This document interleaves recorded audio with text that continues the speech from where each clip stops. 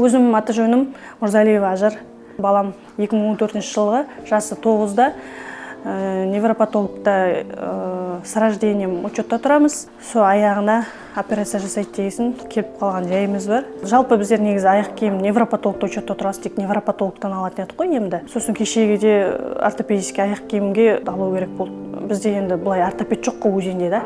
Барып қаралатын. Сосын платныйға барып қарала қой деді бізге. Сосын сол платныйға келгенде соны айтты, бұл операцияға келіп тұр бұның аяғы деп та, сізге операция жасау керек бұл балаға деп. Сол Москвадан сол жаңа жер врач келатып, профессорын алып. Соған қаралам дейсең, соның номерін берем, записке жазыласың деп сөйледі. Сосын келіп қалдық осында.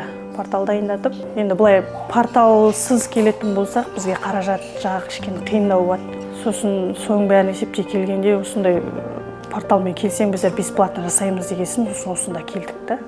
Енді операция енді кетіп баратыр ғой, қазір кетеміз бұйырса. Жалпы енді өткенде Ережептің айтқаны, обязательно аяғын басады деді ғой маған айтқаны. Сосын ол тек массажбен дегесін, массаж алып жүреді, уже болмайды деді массажға мына бала. Сондай гарантиямен келдім негізі.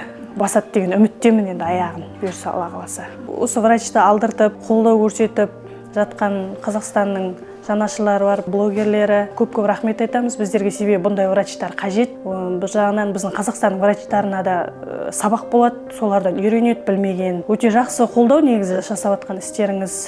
Алла разы болсын бәріңізге. Менің аты жөнім Тойлыбаева Еркінай Жақсымұратқызы. Менің баламның есімі Есімбай Нұриман Еркебайұлы. Бізде Москвадан врач келеді деп осында біз бір ай бұрын дайындалғанбыз, күткенбіз, естідік. Сол мына жерде Құрман деген врач бар, сол өзі айтты. Сол Москвадан врач келеді, сол жасайды деп. Соған көрсетеміз, диагноздың бәрін жіберемін деп. Сол бойынша келгенбіз, естіп.